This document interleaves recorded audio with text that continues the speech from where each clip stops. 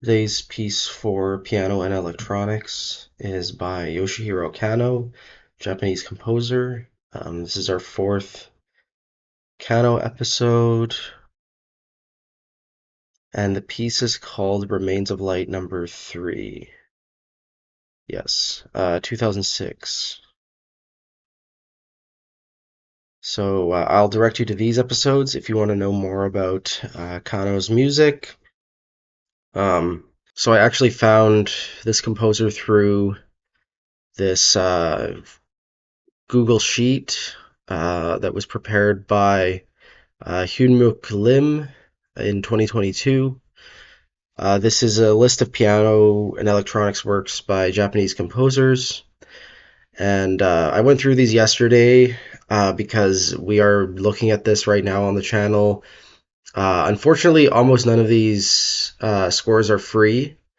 A lot of them might be, like you can see here, that the spreadsheet sort of directs you to contact various composers via email to obtain a copy. I imagine most of these composers will just ask you for a fee. And then there's the occasional link to a shop where you can buy them. So I could spend $50 and have a few more scores.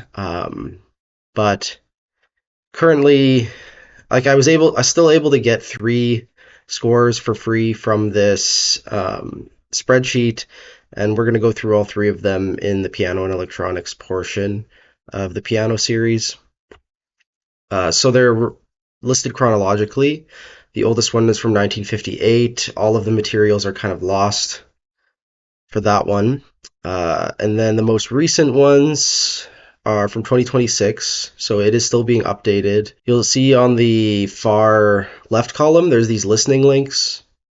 So one useful thing about this spreadsheet is you can find video performances and recordings of a lot of interesting pieces for piano and electronics.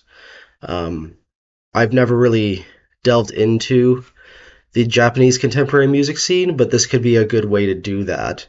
Now, I will link this sheet in the video description because I do think it's really interesting. And yeah, this is where I found Yoshihiro Kanno's music. Unlike most of the composers on this list, Kanno actually gives away all of his scores for free on his website. So I was able to find this piece, obviously, and then the other pieces that I featured on the channel so far, I actually found later while going through his website. So, and it's pretty random which ones I downloaded, just like whatever I thought was interesting based on the title or instrumentation, kind of. So, yeah, just glancing through this score, it's all on 3 staves. It's unclear if any staff is the electronics. I guess we'll see. There's a section marked Takamitsu. Perhaps there's a quotation going on. And it's labeled a couple other times every time it comes back. It may be that piece of text above the staff is an electronics cue or something. And then here we have something marked Wagner. I think this is the Tristan und Isolde chord progression. So it's kind of weird.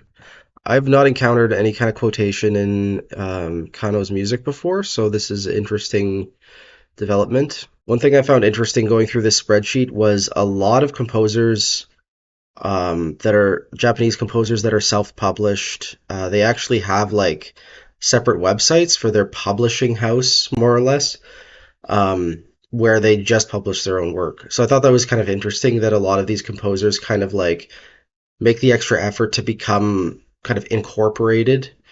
So there's a very corporate feel to a lot of the way that these composers present themselves.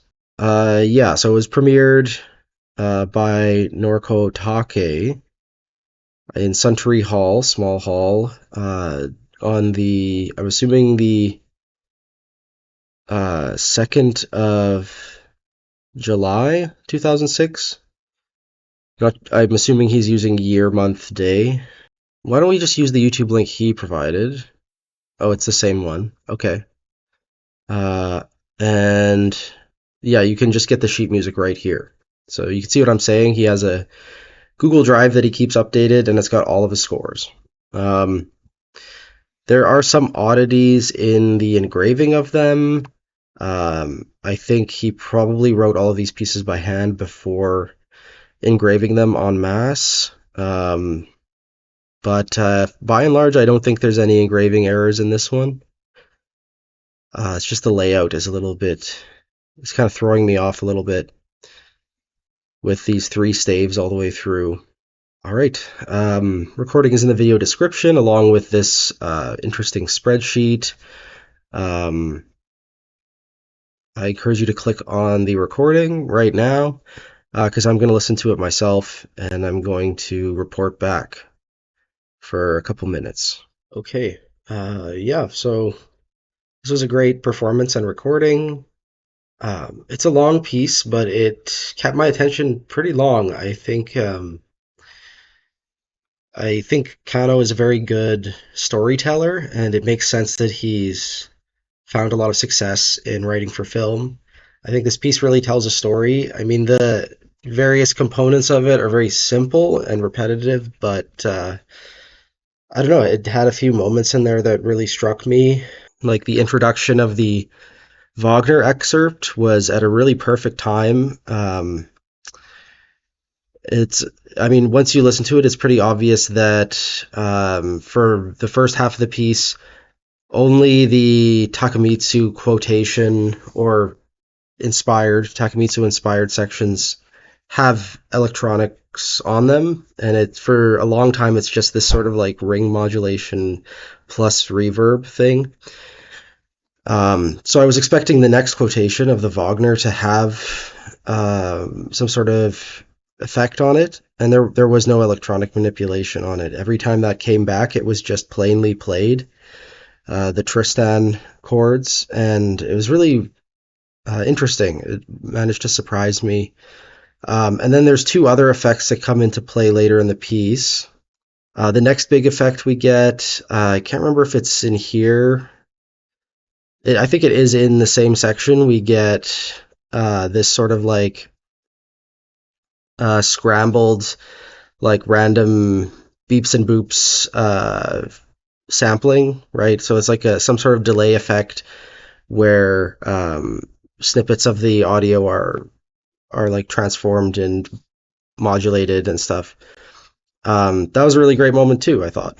The only point where it really lost me was the very ending, which I felt went on a bit long. It was like 4 minutes of one sort of almost wind sounding effect, which I don't think was the effect wasn't interesting enough to keep my attention. But I would say this is probably of the four Kanno pieces we've heard, it's might be the best. I think I still like his solo bass piece better, but this is a close second.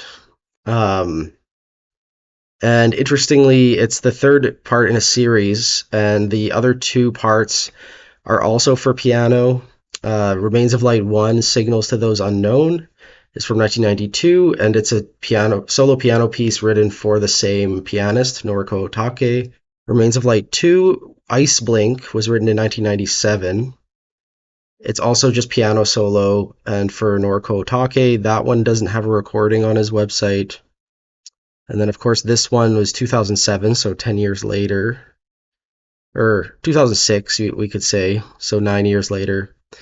And it is, I guess its subtitle is Angel's Ladder, maybe. It could be a translation thing, but it's also translated here after Image of Light rather than Remains of Light. So you could think of it either way, I guess. Those are just two different translations of the same title. But yeah, this one has electronics, and I don't think there's a fourth one. I could be wrong. I'll just scroll through to make sure. That's quite a title for a piece. There were times when I lived because I didn't want to die. There were times when I lived because I didn't die. There were times when I lived because I wanted to live. However, since we cannot help but live, we may have a time to live. Wow. Okay. For male chorus by the phrase of the mountain fire. No, I don't see a Remains of Light 4, so it could be just a trilogy, which was written for that specific person, right? So the piece tomorrow, I think, let me double check what it is. I think it's a Jonathan Harvey piece from the 90s. Yeah, there's this piece for piano and electronics called Tombeau de Messiaen by Jonathan Harvey, and that's what we'll be looking at tomorrow.